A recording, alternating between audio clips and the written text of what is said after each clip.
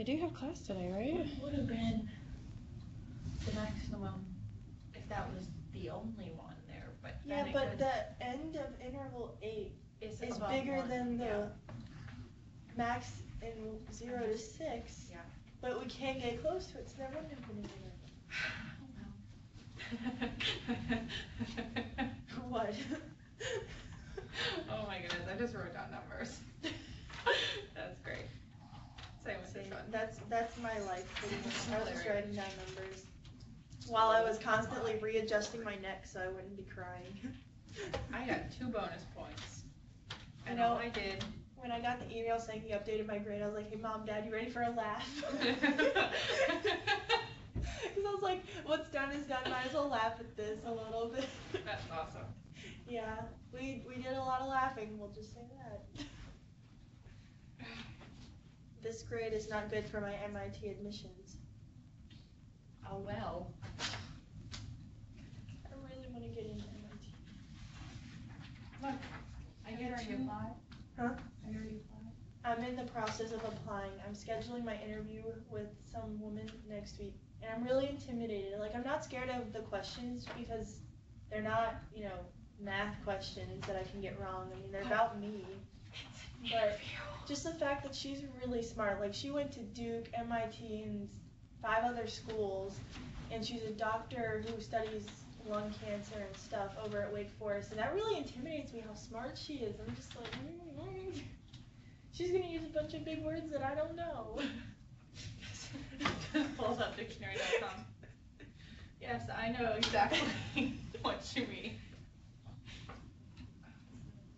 And I'm also really nervous about sending her the email because you have to contact your interviewer, and I'm like, if I misspell one word, Grammarly, I can just ruin everything.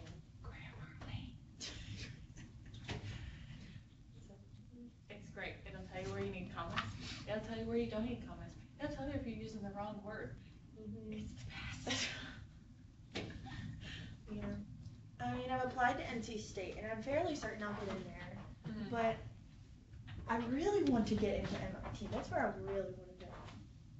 But I know that their acceptance rate is 8%, so my chances are pretty slim. Well, maybe it's just 8% because so many people apply, even though they know that they're not going to get in. Like, you have a good chance of getting in. But these are also people who have been, like, excelling in calculus and physics and chemistry and stuff like that. I don't like chemistry. I'm not the best at chemistry. My calculus grade isn't the best either, and I've never taken a physics class. So that's where I'm starting to struggle. But I did read somewhere, and they said that they like people with something unique. And they said early college looks good, too, because not many people go there. Got it. Well, I would say your traveling looks good. Yeah. Yeah. I make sure to expand on that in my essays, too. Way to go. Because that's like one of the only accomplishments that I'm really, really proud of right now. Early college or traveling, or both? Actually, both. I wrote the essay, for the personal essay I wrote about the early college. And then they asked me what makes me unique, and then I wrote about the study. Surfing in Ireland? Yeah. That was the most miserable thing. Like, it was fun. But you did it. Why are this screen? Why is this class not coming on? They're just recording us. They are, sound and everything. So it'll be you guys talking on the video. Yeah, maybe it's canceled. No one got the email. Does the system automatically call, or do they have to personally call us? They automatically do it. It's automatically set up to do it every day at the same time. But I'm not sure what's going on. Should I be on by now? Does this mean class is canceled? Okay, well, let's start this questions then.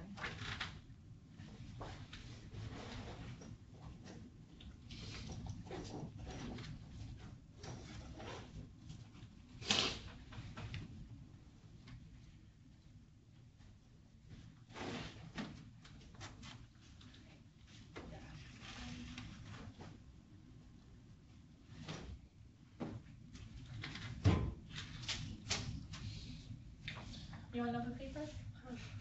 What? To do test corrections? I just use my notebook for that.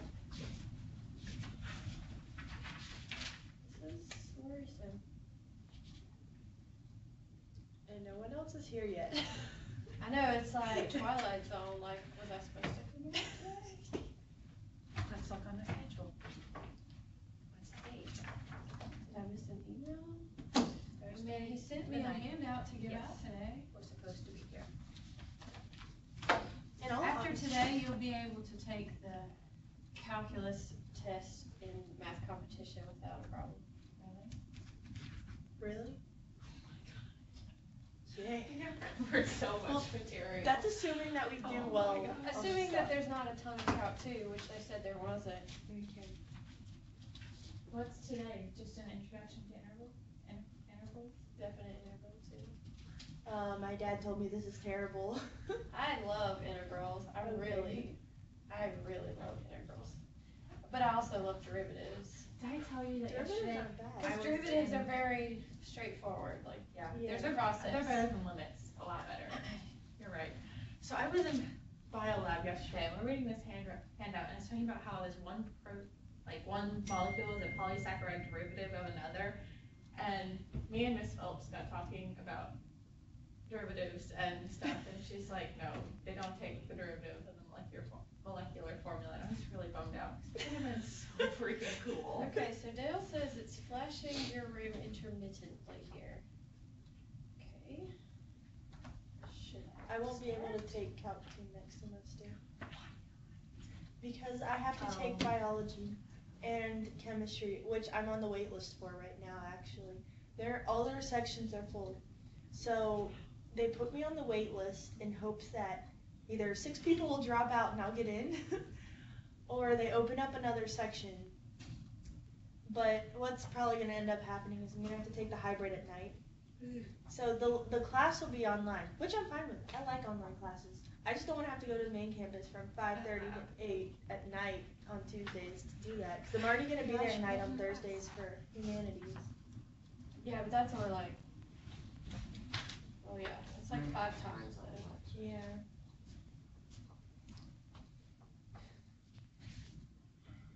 But I'm basically going to have to go to the main campus and then back to get Sally and then go right back to the main campus because she gets out of class here at 4:30. So I'm going to have to basically take her right down here. I'm not going to have a break next semester. But I'm so excited about Costa Rica. Random trip. What on earth did I use? You were right about that one. I totally plugged it in wrong. I still got it wrong. Saying it wrong. Seriously? I totally plugged it in Oh dang, I forgot to put the dimensions. What? And I didn't even. Welcome to Chloe's world. I didn't even, I don't think I got the right answer in the first place, but. oh well. Which one are you talking about? 2. I'm pretty proud. I got 2. That's it though. What'd you get? Can I see? I just didn't round correctly. And I had the wrong domain. Which I don't know why. Okay, guys. Is it no class? You don't know, it's 2.5 hours. No class. Nice. Okay, so what did I do wrong? I did something.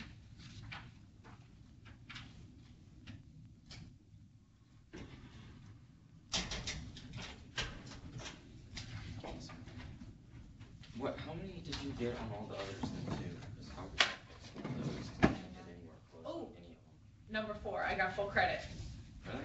Yeah. Alright. I know I am it's so Alright, proud of that close. one. I swear, rounding. I got over 4 step rounding. And there's hundreds. you round? Oh. Tens, hundreds. I did thousands. Oh. What did you do on the other one? I just didn't know how to do it. And how did you round this one? I didn't do Wait, what's It's in round that? from yours foot. You totally have the right answer too. Tenth of a foot. Okay. I even I got- underlined it. I gotta do that one, I don't know how to do it. God. I hate Did anyone get the one where he has to run to the bridge? Or drive to the bridge? No, cool. this. Drive to, I got 5. For the bridge one, Yeah. I think it's about 33 miles. I got it was- 83,320. I I'm got pretty sure it's about 33 27.59. miles, 32.73 miles. I was just trying to have an answer for all of them, so maybe I get lucky. Oh, me. I got the same response. Nice. That's the one with the road. Yep.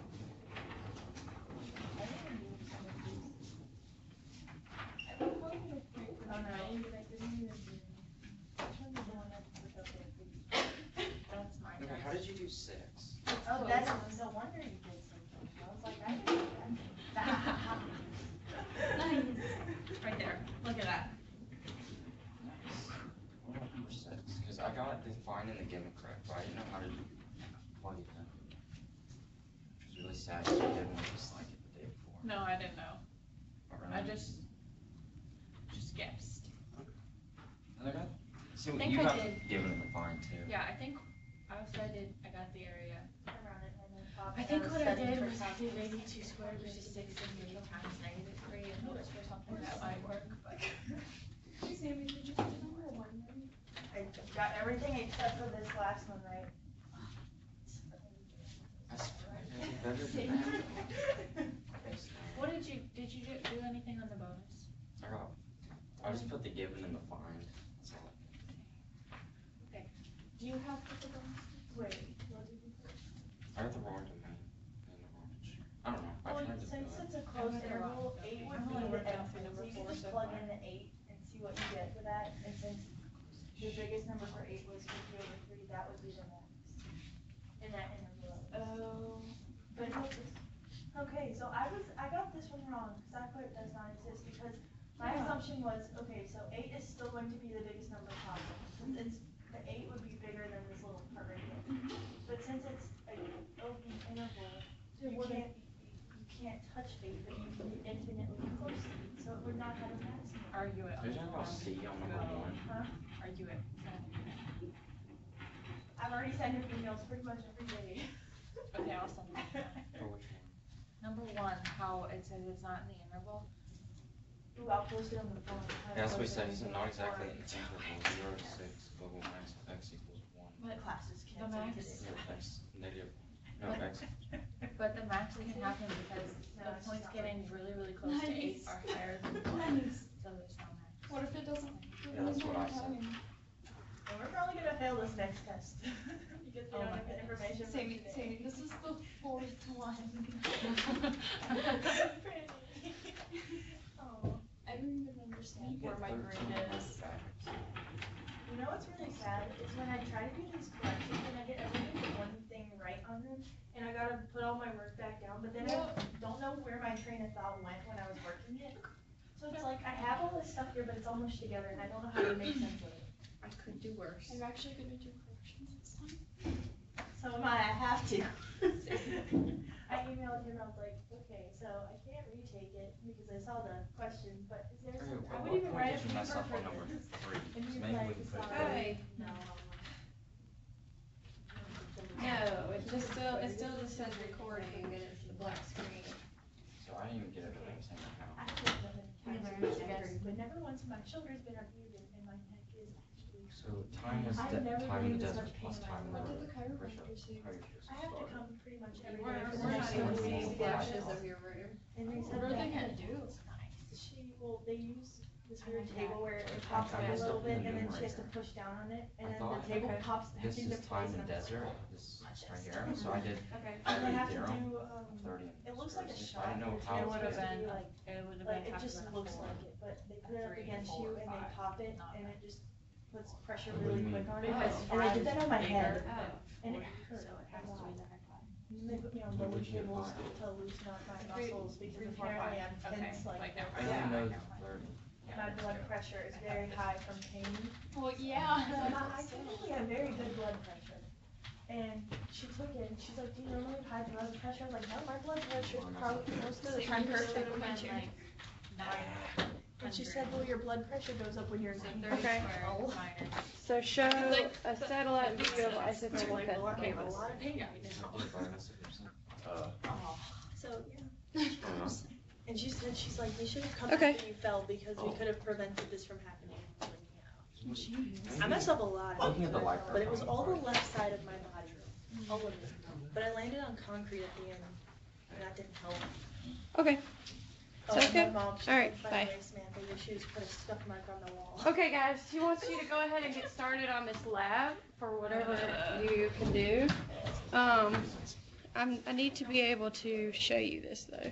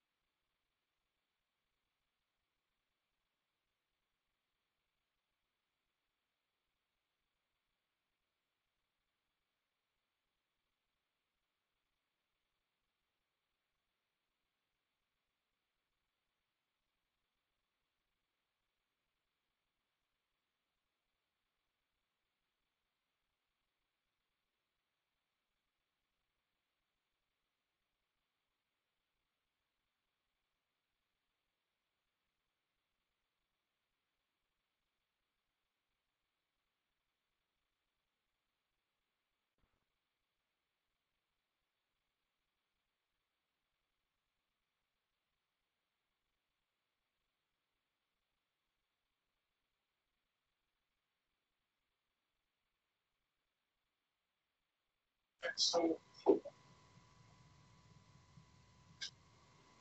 here's the, this is what happened to them there.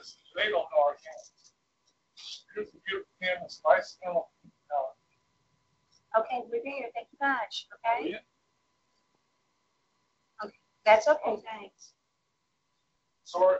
Hello, Davidson, are you there? Hold on. Oh, we gotta. You'll be able to hear us. Can they hear us? Davidson, can you hear us now? Whoa, sorry. They're putting it. Hello? Can you hear us? Can you hear us? Yeah. See us? Yes. Yes. That's a picture. Doing hear you. Can you turn the volume up? And Better? I think the left. Is that better now? Okay. Yeah. So what we're going to do is we're going to do a lab. But first, now that we're all together, let's talk about the test for a couple of minutes, and then we'll do the work on the lab. On the test, you have until Monday to do a rework of the test, and the question locally here was, do we have to do the bonus problem? The answer is yes, but that means the extra credit is now worth 100 points, of course, times 15%. So you have to do the bonus as well. The only comment I would say is, maybe a couple comments. You need to be careful on your domain on the optimization problems, like on problem 2, which, by the way, problem 2 was very similar to a problem we did in class. But I would say on number 2, the domain interval is not going to involve 0, nor is it going to involve infinity. The way we looked at that before was you let maybe one dimension shrink down to 0 with the parentheses, and then you looked at the other dimension as if it was 0 and saw how that reacted. But this time, the length can't get any smaller than 60 because, well, there's a bar in there. And the width can't get down to 0 because there's a pond there. So your interval has 2 defined endpoints. There's not 0 and infinity involved in number 2. That's first comment. Second comment was another problem that is almost identical except for the words from what we did in class. It is number 3 is like the lifeguard problem. So it should be set up similarly, and the domain is fairly obvious because like the lifeguard problem, it has a defined interval of values that recall. Number 4 was almost identical. I mean, like literally, other than the numbers, almost identical to a problem we did in class. So that one should have been fairly straight up. That one's related rates. You're not worrying about the domain. You're just relating 2 different rates of change together. Number 5 was the only problem other than the bonus that we had not done something almost exactly like it in class. some people did a fine job with it, others did not, or at least got started on it. Hint, your rate, what are you trying to, what rate of change are you trying to relate there? What rate of change are you given on number 5? Let's ask that question first. Speed of the car, which in terms of the symbols shown, that speed of the car would be which rate of change? Like some variable over dt. What variable goes in the numerator? dx, because x is the position of the car, right? And based on that, what does it tell you about dx dt?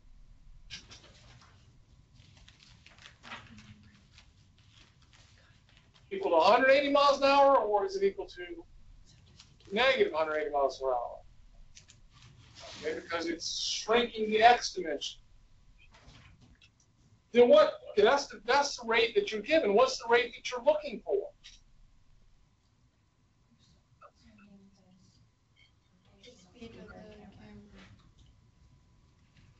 I heard someone over Davis say,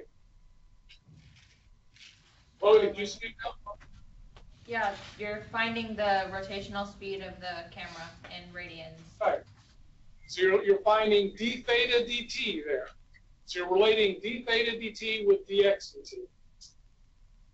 dt.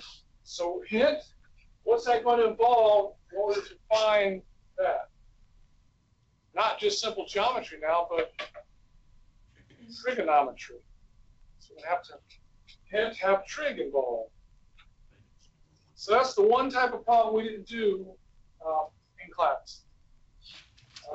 Number 6 is almost identical, literally almost identical to what we did in class. So that one's fairly easy. And then bonus we didn't do, but it was a bonus, so it's fairly straight up if you follow the instructions. Okay, so that's due on Monday if you want to do the rework. And that'll be worth 100 points because you have to do the bonus and then 15% of that. Okay. Questions, anyone on the test or on the rework marks? Okay, next up, we want to start on the next section of material, next block, and it is second application of limits in calculus. First application of limits, learn about something called the derivative. So we've been applying the derivative in various ways now for the last several weeks. But there's another application called integration, and that involves limits. So we're going to get introduced to that today with a brief lab. Hopefully it won't take more than about 20 minutes. And the objective of the lab is to determine the area of Lake Imogene. So what I was going to do for the Davidson County folks is, you'll share this for me now.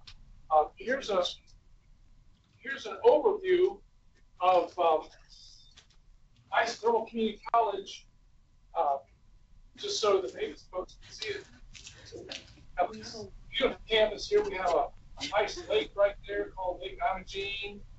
And those of us over here sitting, we're sitting in a classroom, right? I don't know if you can see the arrow pointer or mouse cursor. We're sitting in a classroom right about right there. Okay, anyways, that was interesting. Now, back to regular scheduled programming. We have a lab, and I'm going to help you get started on it. So let's you got a paragraph at the top that's just saying what I just said. That is, this is an introduction. We're going to look at another limit application, developing a whole new point of view. And the procedure is laid out. So the first step of the procedure is on the grid that you see below. Use a color. Now I just said use a color so you can keep up with it, or whatever. Outline the largest set of squares which are completely contained inside the lake boundary. Note shaded area with shallow water near the edge of the lake. Also, using the little pond at the upper left. So, if you're looking at your plat that's on your sheet, I don't, right here. This shading right here, that's water. So the edge of the lake is right at the edge of that outside edge of the shading, all the way around. We all following this? Okay, that's first thing. Second thing is, for those who aren't familiar with Davidson County, there's a bridge up at the northwest corner of the lake up there, the top left of your paper. There's a bridge and there's a pond on the left side. We're not going to worry about that little pond over there. We're just the main lake on the right side of the. It's clear on that, everyone? Okay, now back to directions. It says, outline the largest set of squares which are completely contained inside the lake boundary. You have any idea what this is asking you to do?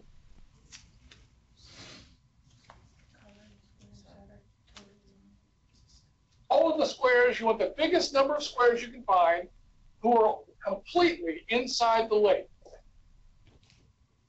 You don't want any dry land included in your squares. So what would that look like? So I'll get you started on this one, and then we'll let you go on and finish up the other one. So on this one, for example, I started right here, a green marker. To the left of the green marker is a square that goes on to dry land, so I don't want to include it. I'll include this first square. The next square is all inside the pond. But then if I kept going south, I would hit dry land. So I'll turn and go along here. And then pretend there's if I kept going, there's another square. I ran on paper, so anyways, but I would hit dry land, so I'll turn and go north. Now the next square, if I continued north, I would go on to dry land. So I can't include that square, so I'll go back west, go north again, and then go west across here. And that's the biggest set of squares that can be inside the lake. Are we all clear with this?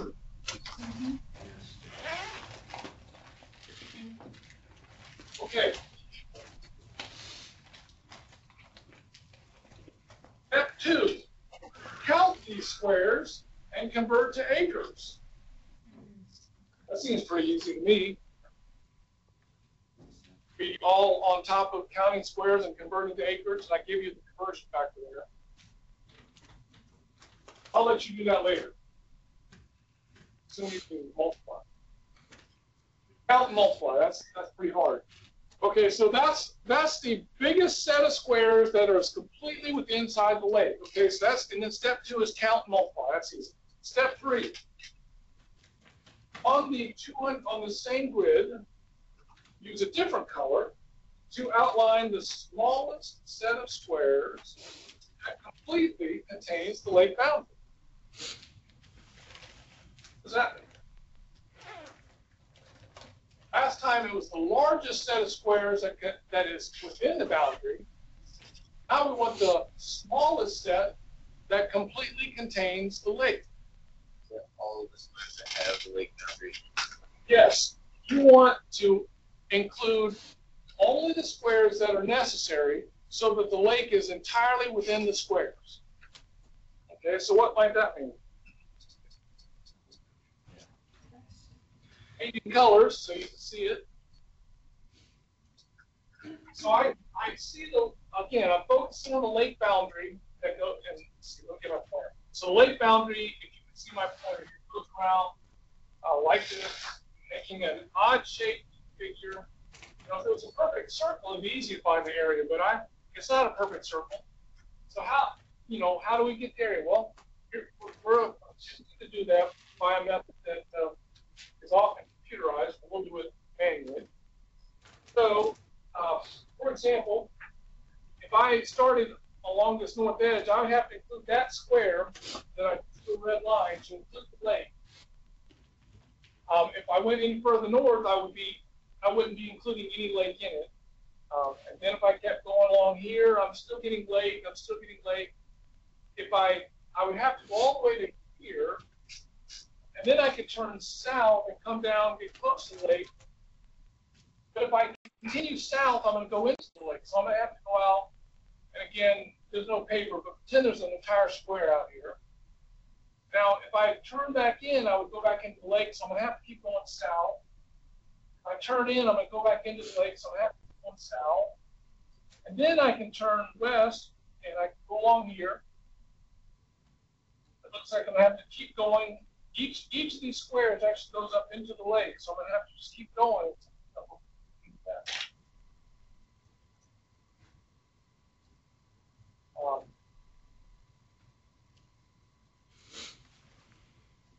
I'm going to have to go past the end of that one. Here. In fact, I'm going to have to go all the way to there. Okay, so there, that shape, the red shape I've just drawn, is the smallest set of squares that I can outline that completely contains the lake. You follow that now? Looks like a big set of squares to me. The first step is to draw a figure that's as big as possible, that's inside the lake. And then the third step is to draw the smallest figure possible that has the lake entirely inside of it. That's what you're trying to do. And then again, you count the squares and convert that to acres of area for the lake. The rest of the process is you have on your next page, on the third page in Grace, you have a place to record your data that we're accumulating, that you have to count and multiply. But then you get to do it again with smaller grids. So take about 15 minutes now or so. Hopefully you can get that done in about 15 minutes. It's not hard. It's just an exercise in getting you thinking the way we want you to think. We'll head into that. So, the estimate of the area of the lake. I'll tell you what the architect determined with their computer simulation of the process. When you're done.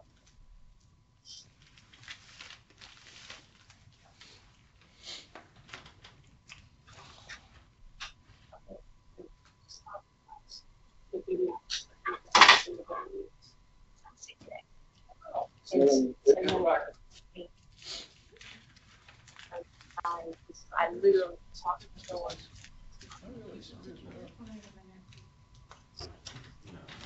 Got like a 40. Technology was human factor. That's what you kept saying. Yeah. The technology is pretty solid that we try to understand. He's not great at dropping much.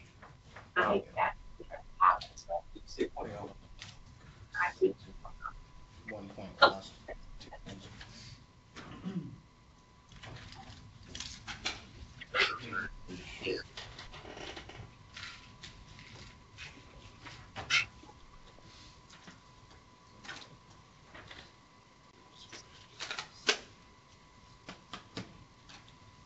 we don't have to do the grade. Oh, yeah, I'll check out. I might have to come back and take classes within 30 minutes. I did this. But then again, I don't want to take the test. That's what my students say the same thing.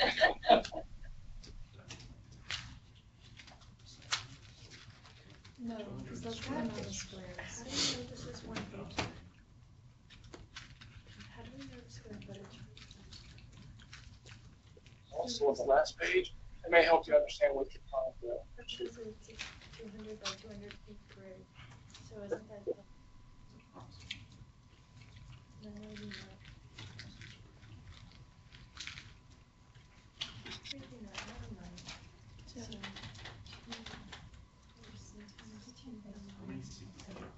7. You get that and then divide it by 4. That's makes it 30. Can you and I'll do?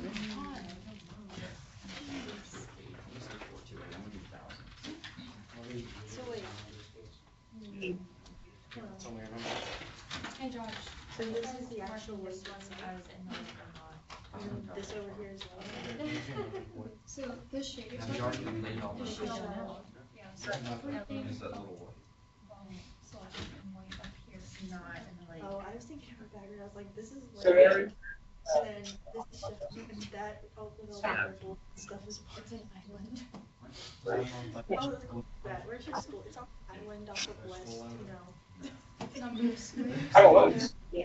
Wait, what's Let's a now see if anybody else has it.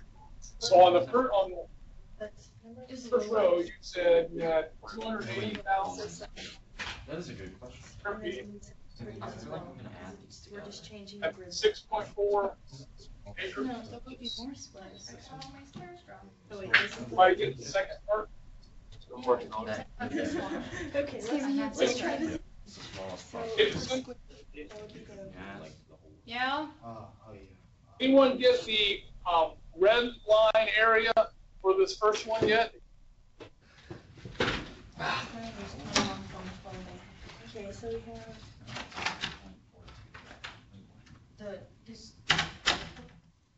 The green one on his screen is 6.42. We got over here, some of our students got 280,000 square feet, for 6.4 acres for the green line. Did y'all get that? Yeah. Did you get the red line? We have it. I got, it was 21.12 acres. 1.1 acres. Square feet. How many square feet was that? What? Per square. 920,000. Right? So, and then for the red dot, this one, Did you? Your red measurement for just outside. Right? You want the total area. Okay, so And then, so it's We should 4 ask this way and Is 6 this this the way. total area? So 4 times 6 is 20. We're trying to approximate the area of the lake. So the green area is an approximation of the lake. It's not a very accurate approximation, 6.4 acres. And then the red area is also an approximation of the area of the lake. It's also not a very accurate approximation. It's 21.1 acres is what I heard. I haven't calculated it. I'm going to trust that. Sounds reasonable to me. Now, the game is from there, on the next iteration, you use a smaller grid. And you should see something happen when you do that if you're careful. It might stop you after this. You're just, I'm saying. videography, that's with rasterization. Oh, no. Yeah, so this, That's not a good idea. Yeah. yeah, with the how many pixels you would have. So is so that- we do, That one right there is fine. From inside, that one looks like it goes out. it's right. That one's right.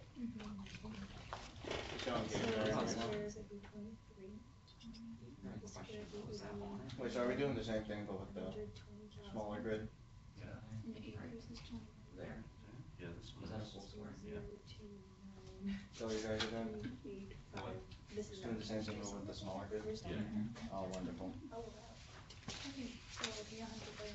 Are we done with all the steps? We're done with all the steps for now. Nothing crazy yet. Oh, okay, well, that was. Okay, time to pick this one. But the question, what See this about with the things that are like DCCC link? touching? Yeah, Oh, there I was a see. DCC. Yeah, because that's still water. But we go up, would we count this? Oh my gosh, Kristen, that's pretty good. That was the land. Yeah. So that would be a. No, that lake is the best. Can't touch any land. Who else is the best? But Does the shallow water increase or the? Oh, if you make Daphne, So we would start like. Could do less And than then, how did you do the red line? Oh, It's just everything. he keeps on contained making with comments shallow about my water. mom. yeah. So it'd be, Tell him to leave her alone. if there's a little bit of shallow water. we Daphne did deserve this. Did you? Just like in this one, because we didn't include the pond, so. The it rent was is a too little bit- damn high. That makes sense. So then we would do, Hey Carson, Yes, you sir. ready for that presentation today? Oh, yeah.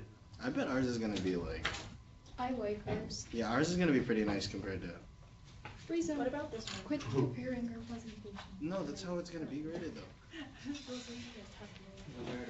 tough. For this one. Is it? Would that- Okay, so you got ready to present on this, since you're talking about presentations? I mean, I'm looking at this and I don't think it all looks the same to me, but I'm trying my best to draw these shapes here. Do you want me to do the 50 by 50 grid already? Yes. Okay. He wants you to do all of Oh crap.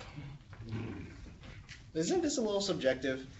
I would say not. Oh.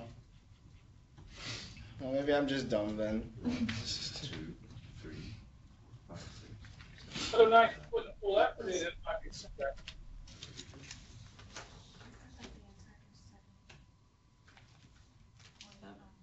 How many squares? On the 100 by 100 grid, this is the shape I got for my inside the lake green graph. That's a substantially different looking shape than I had a moment ago. Oh, wonderful. Well, I think it's about some squares. But he got the rest right. No, it's not for the beginning. I would say that you can help with the straight across like that. Well, this is the lower bound and the upper bound. Doesn't mean like that the lower bound is the Around there. enclosing the Yeah. least of squares that touch the lake. Or is it the purple shape that's the one? You know what? That's pretty close to what I got. Similar area. Okay, cool. Has more sense. Okay, so what is that gray part? Shallow water. Shallow water. There. Okay. I didn't think so, because I thought I saw a little bit, but that's obviously up to your eye. Don't you mean your eye? Dr.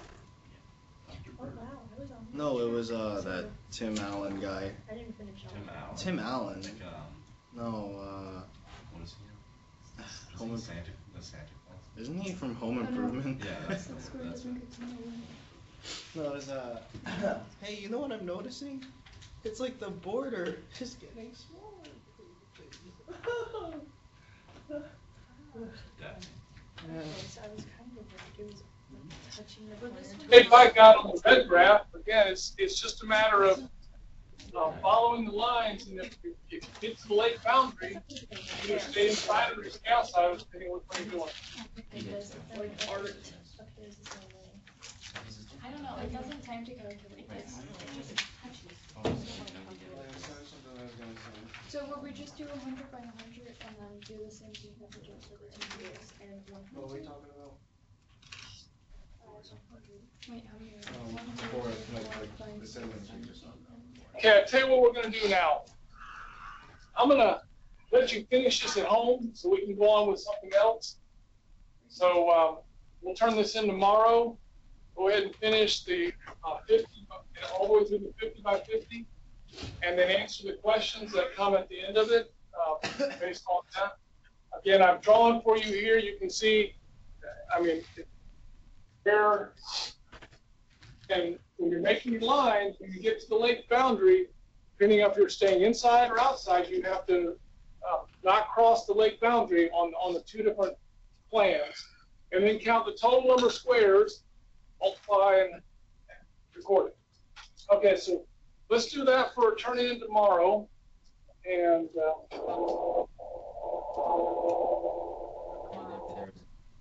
What about Monday? Can we bring it in The world's Monday? not ending today. Are you okay with Monday, Mr. so you have, President? you have to come in tomorrow and send it. I'm just kidding. You can turn it in Monday. That will be Monday. That's a good question. How's about it? My class knew what I meant. They're like, yeah, I'm not coming here on Friday.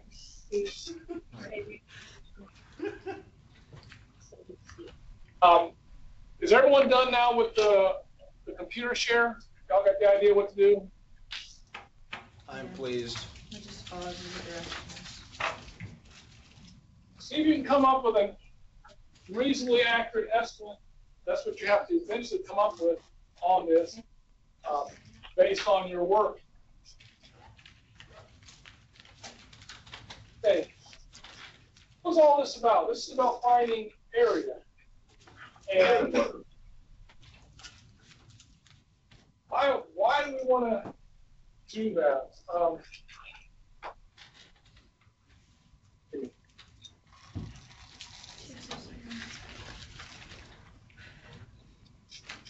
The concept of why we want to look at area under a function rather than area of a lake, which that is a very real world application, is to determine the area of something like that. And you get that when you're buying land, and when land is changing elevations and stuff. So how do they do that? And we just kind of do that.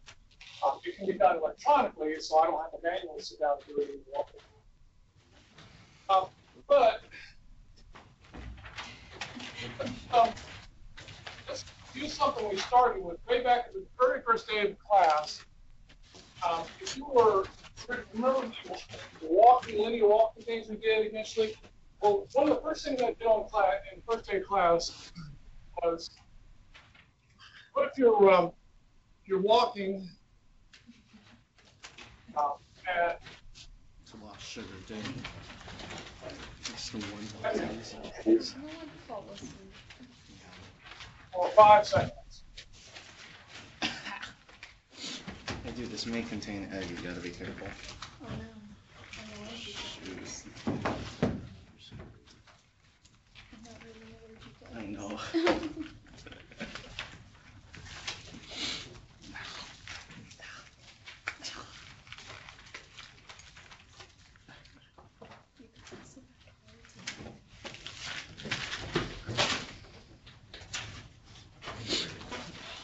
Right. Bobby for 2 feet a second. Oh, walking. Walking for 2 feet per second. That's what I said, but you weren't listening. That's what I said, Ray, but you weren't listening. I was listening. I was just being. We're talking. You can't listen and talk at the same time. I was trying to be funny. Okay. Oh, did so well on this last test, and maybe we don't need to pay attention on this. Oh, crap. Okay. So you're walking at 2 feet per second. If I want to ask you to draw a graph, position as a function of time, and a graph of derivative as a function of time. Okay, so how would the graph of position as a function of time look?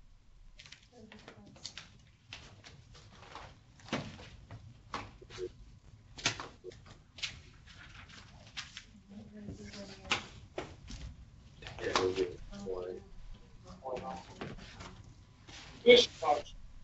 So, the line how? So yeah, starting at 0, and then after 1 second, you've gone 2 feet. After 2 seconds, you've gone, go on.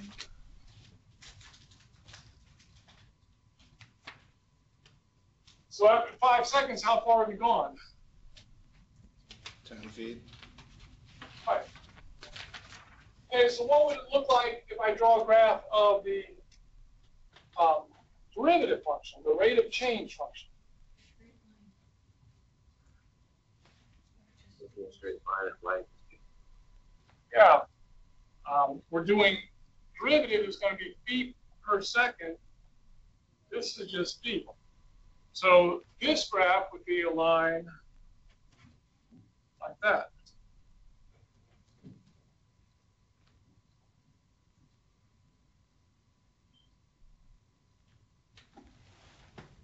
The question is, what is the area under that derivative function curve? I'll tell you what, it's 10. Area equals 10 feet, because why? Because it's 2 times 5. Yes, it's 2 feet per second which is this dimension, called the height, and then times the width, which is 5 seconds. That's where the 10 feet came from on this function. Well, that's where we're headed. There's a clear relationship between if I know the derivative function and the area under the derivative function is somehow related to the original function. Okay, so this 10 and this 10 are the same 10. So what we want to do is be able to take that one was simple because it was, you know, linear. That's easy and obvious. But I mean, what if my rate of change function wasn't just a straight line? Maybe it's some kind of curving line from A to B. So let's just not start at 0 on this one. So now how might I determine the area? Because what we just saw was the area under the rate of change function was the total distance traveled. So if I wanted to find the area under this rate of change function, the area, something like that. So how do I calculate that area? Well, the grid is right. I don't have a nice formula like length times width I did over there. Now I've got some unusual irregular shape, so I'm going to make a grid. I could make square grids like I did on the lake, but I don't necessarily need to because I can simplify a little bit in terms of how many I have to count. Instead of making a square, I could just make a grid of rectangles.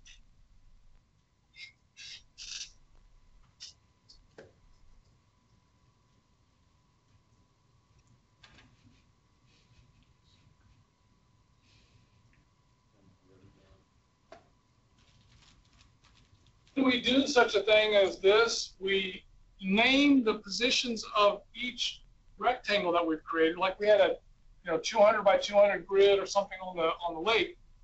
Well, now we're going to choose a number of rectangles, and it looks like I chose 1, 2, 3, 4, 5, 6. So I've got n equals 6 rectangles.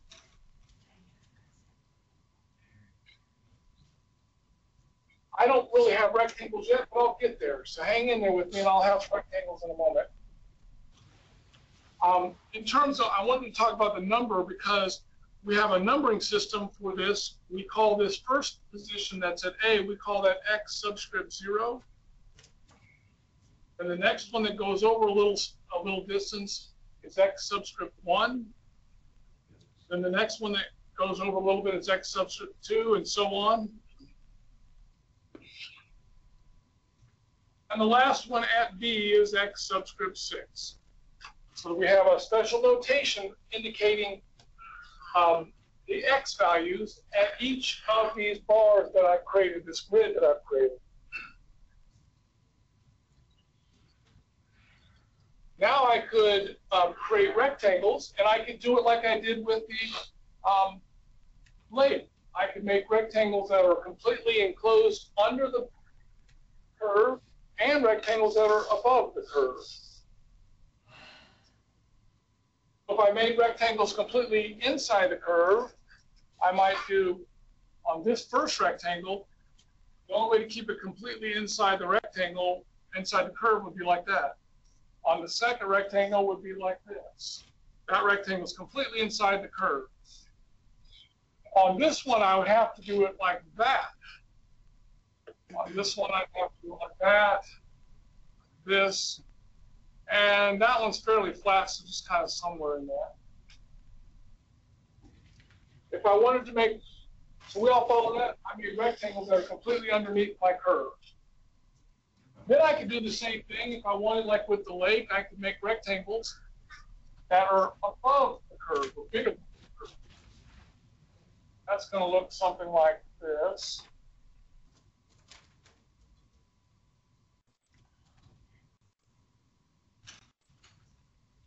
That's neat.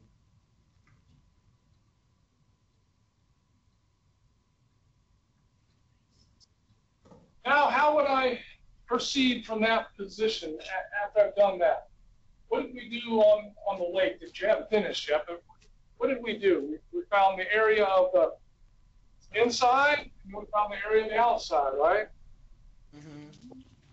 Well, then that would tell me that the actual area is somewhere between those two. Is that the indication you got from the lake? I mean, if you're always bigger than the lake, then that's too big of an area. If you're always smaller than the lake, then that's too small of an area. So the actual area is somewhere in between. So we can calculate the area of the green rectangles, and we can calculate the area of the red rectangles, and the area that's between that would be somewhere, the actual area would be somewhere between those two. The question is, how am I gonna do that? How am I gonna calculate the area of the rectangles? It's the number of rectangles, so they're very small. Well, that would get me more precise. Like you saw on the lake, the smaller the grid, the better the lake approximation fit into the lake. That would be true here. But just on this one approximation, my question is, how do I calculate the area? Like, let's say that rectangle right there. How do I calculate its area? Let's start with that. Yes. Okay. So I'm focusing on any mean. Let's start with this first rectangle right here. So let's call this the first rectangle. There's first green rectangle. What's the area of the first green rectangle?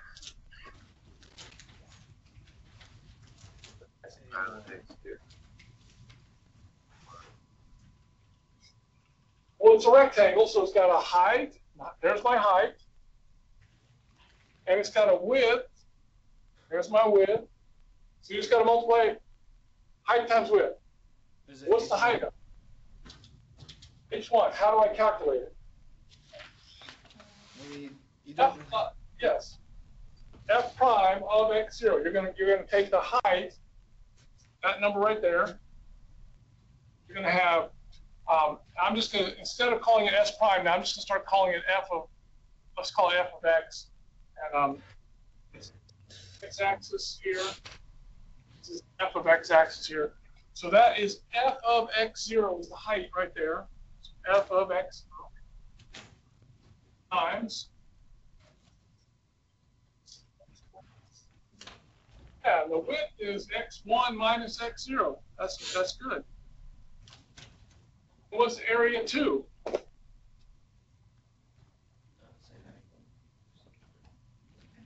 F of x1. That's f of x1 times x2 minus x1. That's 2. Here's 3.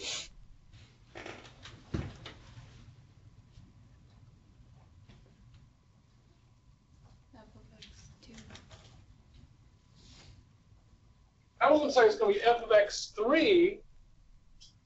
F of x3 times x3 minus x2, and so on. I think we got the idea now. Mm-hmm. Last one, let's just write down the last one. A sub 6 is the height is, it was fairly flat here, so I'm gonna say let's take the right end at x6. So f of x6 times x6 minus x5. Well, all of this would then be added up. So if you added all that up, you would get some area. Everyone follow how we're deciding to calculate the height? You're calculating the height based on where the rectangle I'm focusing on hits the function curve. So the rectangle here on 4, the height of that rectangle is right there, which is the height at x sub 4. Okay. Then we would do the same. So we'd add all this up, and you get some kind of area. We'll call it approximate area. We'll call it area L for lower. Then you would do the whole same thing again with the red rectangle. So now, like on the, let's do a couple of red rectangles. So A1 in the red rectangle is what?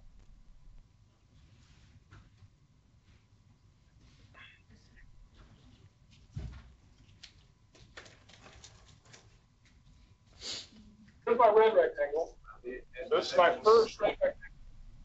With X1, is that Yeah, it? it's f of X1 x1 times Yes. x1 minus x0. Yes, exactly right. F of x1 times x1 minus x0. Good. And then let's go and do a couple more just to make sure we're getting it. A2 on the second one, the red rectangles, which are the bigger ones. F of x2 times x2 minus x1, so on. And then let's pretend on the red one that there's still a little bit of downward slope in this last one down here. So we'll say that the bigger end is on the left end, so right there. That would mean that A6 is f of x5 times x6 minus x5. Okay. And then you would add all those up,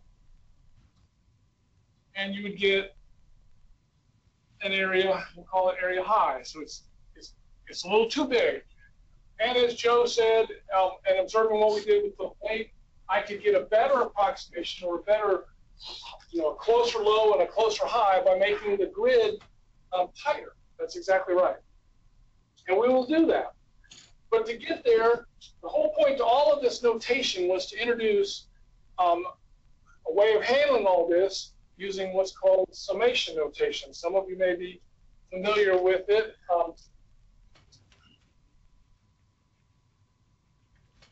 Already. So if you had some sequences in series, maybe in pre-calculus, you've seen this before. So we have a special notation.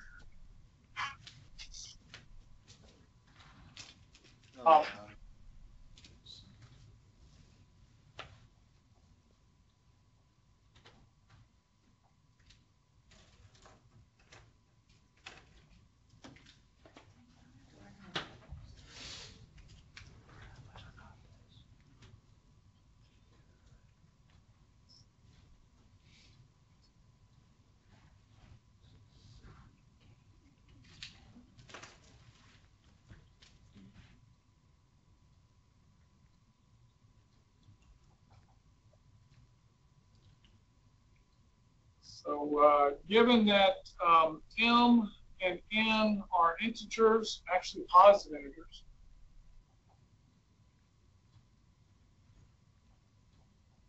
and that m is less than n, we have this notation.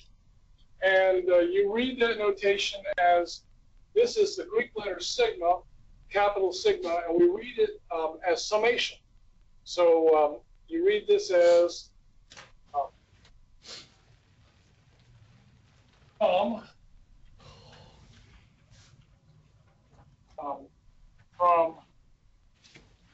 A starting at M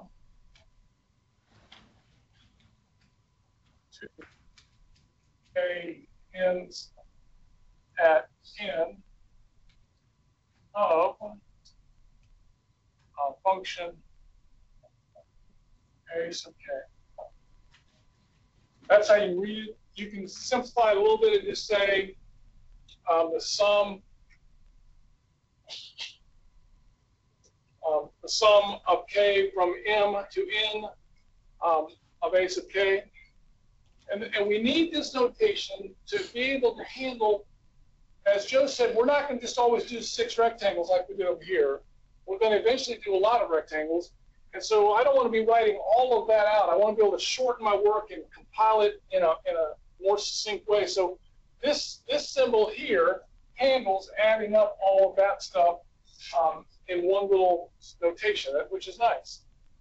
Some examples of using this. So an example might be the summation A equals 3 to 8 of 1 over K.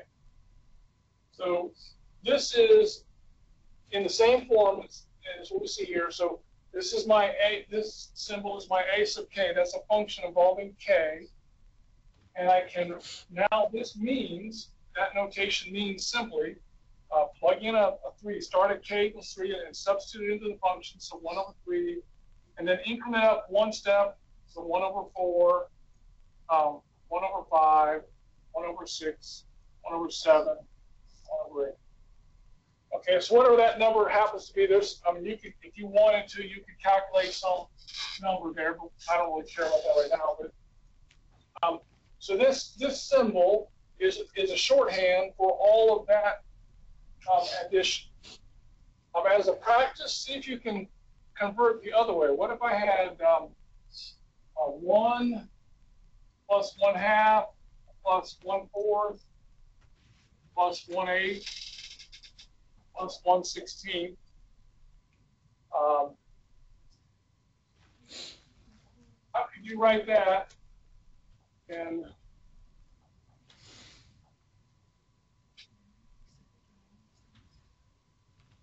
segment notation.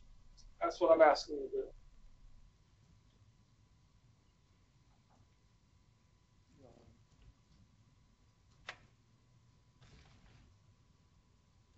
Is it going to be K equals 1? Okay, so start at K equals 1. I'll do that, sure. You'll have 16 on the top. Go to 16 at the top, okay. And you have 1 over K in front of the sigma, whatever it is. But you're still Okay. missing. Like what about 1 over 3, 1 over 5? Oh, dang. How is it? So this isn't going to be right because I don't have a 1 over 3, for example. I don't have a 1 over 5. So yeah, that's not quite right. All right. I'll let you start at 1 if you want. That's fine. We'll show that you can start at any. We can rearrange it if you want. Go ahead, Joe. 4 and 1 over 2K. Close. 1 over 2K like that. Then that would only be 1 over 8. Amy, what do you got? I'm agreeing this isn't quite right. Try it real quick. When, for example, when K is 1, I get 1 over 2, but I don't get that. When K is 2, I get 1 over 4. When K is 3, I get 1 over 6. So that's not quite right. So this isn't quite right. Sammy, what do you have? Hold on, mine's wrong now. Is it 1 over K squared? K squared. I heard K squared. Let's try K squared. But what about 8? Okay, so when K is 1, I get 1 squared is 1, 1 over 1 is 1. When K is 2, 2 squared is 4, I get 1 over 4, but I missed that one. Mine's always good. K is 3, I get 1 over 9, which isn't on the list, so it's not K squared either. We're getting closer. We'll eventually get there. Amy? Could you go back to the 1 over 2K, but you start at 1/2 and you end at 8? Would you be able to start at a fraction? No, it needs to be integers. It has to be positive integers. And I don't know, even if we did that, I'm not sure that would work. It might. I don't think it would, though. It would be 1 over 2. Okay. Yes, 1 over 2 raised to the K power. Oh Start close to working, except for if I plug in a 1, I get 1 over 2, which is this one. If I plug in a 2, I get 1 over 2 squared, which is that one. 1 over 2 cubed is this one. 1 over 2 to the 4th is that one, but I didn't get this one. Well, it has to be zero. It has to be zero, right? yeah. K equals 0. It raised to a 0 power. So how am I going to do that? K equals 0. So I can either start at 0, that will work, or what if I just wanted you to start at 1? What would you have to do to start at 1? K minus 2 to the K minus 1. Yes, 1 over 2 to the K minus 1. But now how far do you have to go here in order to cover all of them? It's Go gonna be 5. Notice there are 5 terms, 1, 2, 3, 4, 5. If you start at 0, you've got 5 numbers. If you start at 1 to 5, you got 5 numbers. So there's lots of different ways I can write that sum in what we call sigma notation or summation notation. All that? That's right. Okay. Now this notation again will be used extensively in the next section. There are some theorems about it that I think are fairly obvious. It's not hard, but you need to practice a little bit. One of the theorems, let's see, a couple theorems. That's multiple and sum rules for summations. Okay, so this should be fairly obvious. Let's make sure they're clear to you. I don't know exactly the notation of both uses, but summation K equals M to N of C times A sub K. But notice in this, C is a constant. It's not related to K in any fashion. A sub K is still a function of K. In this world, I can factor that out. Because what this means is C times A M plus C times A M plus 1 plus dot dot dot plus C times A N minus 1 plus C times A N. If you factor out the C, you get, just from basic factoring, you get back to what we had over there.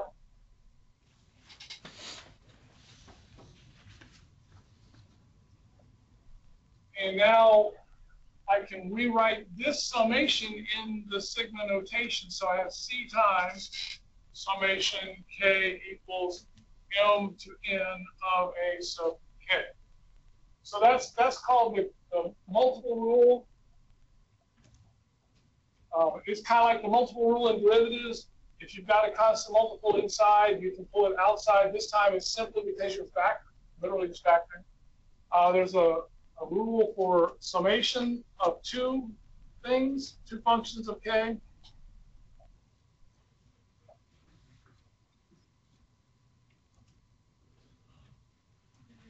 So if I have two different functions added together inside my summation symbol, it ought to make sense that I could break that up into two separate summations. So, I mean, with a couple of steps, it's not difficult. You should be able to see that this is K equals M to N of A sub K plus summation K equals M to N of B sub K. What would I have to name the algebraic properties that you would have to use to prove this? Like I just proved to you this theorem that's in the book. I showed that all I had to do was factor out a C. What properties would be involved, what algebraic properties would be involved in proving this theorem here?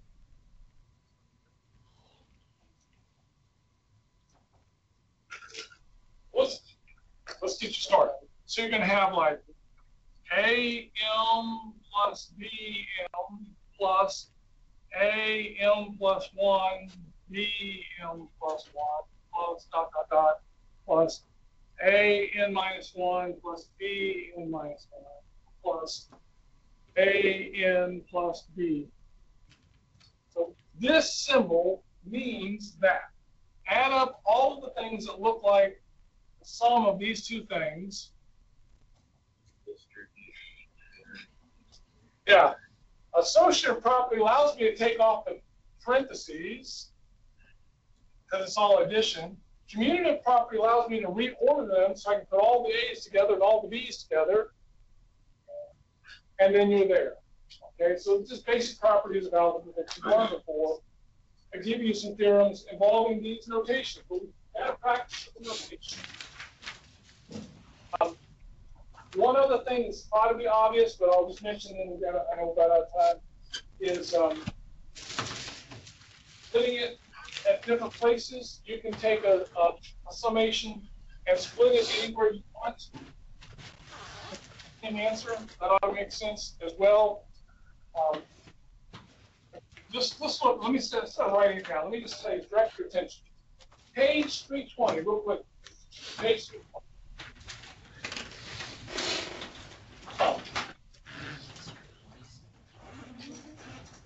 What do? Have to sum base of k from m to n, and then they wrote it as k equals m to p minus 1 of base of k plus k equals p to n of base of k. I mean, back over here. Go back to this example. What they're saying is I can rewrite this sum as the sum of two sums. On the obvious, this could be rewritten as sum k equals 3 to 5 of 1 over k plus the sum k equals 6 to 8 of 1 over k. I mean, I add up all of them. Couldn't I just add up the first two and then add up the rest of them? I mean, so that theorem makes sense to me. That's obvious. And then there's the last set of theorems on page 320 is some formulas that we're going to need to talk about, I guess, tomorrow, because I guess we're probably out of time. So for homework, I will try to post short after class here or sometime practice exercises. I'm just skimming through, and I'm just going to say, just in words, before I post on Google, let's try 21 through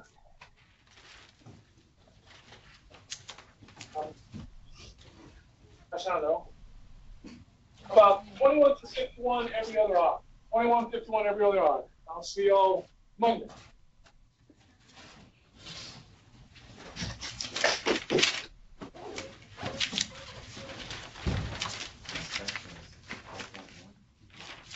Yeah.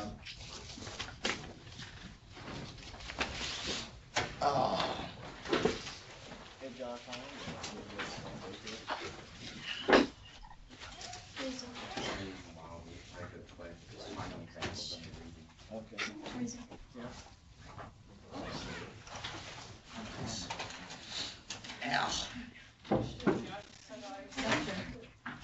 okay.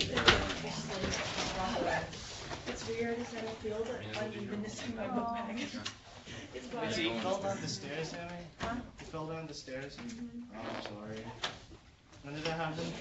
On Wednesday, Oh, and then everything popped out of place yesterday. That's wow. weird that it took about that. Yeah. It's like, it's better that it happened now, because she said some people will take a serious fall, and then months later it will happen. Or everything kind of pops out of place on weekend. Gotcha. I wouldn't consider it lucky to find out this was, but Hey, at least you can have would have been lucky if this didn't happen. Yeah, I can hear it. But I'm fine with it. Oh yeah, Miss Klinger, are you gonna be here tomorrow? I have a meeting on the main campus at 1. If I came at like 9 o'clock to look at some problems with you, would you be okay with that? Possibly. Okay. Wait. Oh, you don't have school. I have school though. Yeah, Why? Isn't it a holiday? Is it a holiday? Or is that Monday? It's just for you guys, not us.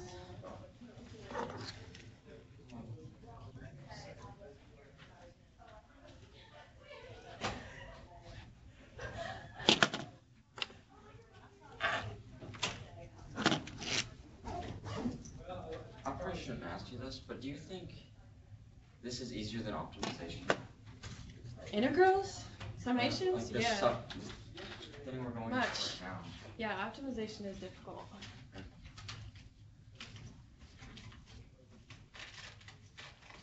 Yes, I will totally agree with that.